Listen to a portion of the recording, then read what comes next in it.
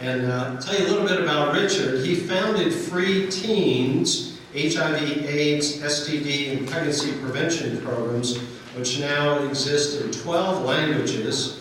His multimedia program is actually used in 38 states, 70 nations, in Europe, Latin America, Africa, Asia, Oceania.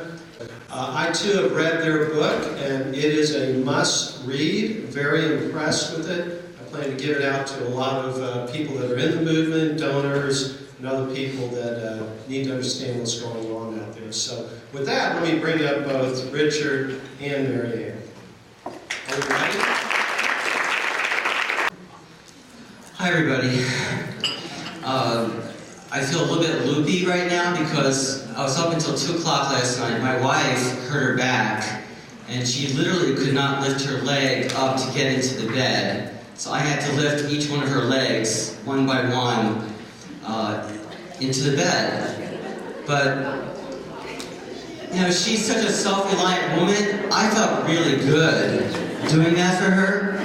So I was thinking maybe I should tell all you wonderful ladies out there, why don't you lie to your husband and pretend that you're seriously disabled? Let him do something for you, because I felt good doing this.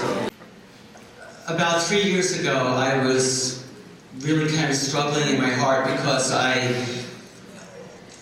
knew the impact that we were having with young people, but I felt nobody out there in the public knows what we teach, really, and they're being told all kinds of stupid lies about what we teach, and also nobody knows what the other approach is teaching. Nobody knows. So I thought, we're not going to win. Even though we're doing a lot of great things in the classroom, we know that we're impacting young people. We're losing. We can't win that way. We have to let people know what actually is going on in the classroom, good and bad. And so I started to work on this book, The War on Intimacy, and then I sent 12 chapters to Mary Ann, and she had such a valuable insight and advice. I asked her to co-author the book with me, and she's made a much better book than it was.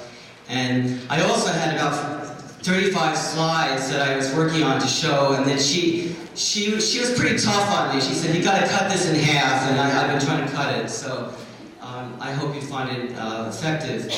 I just want to quote from the book, the preface. It says, if teens are breaking out with a sickness, is it possible that it's adults who have infected them?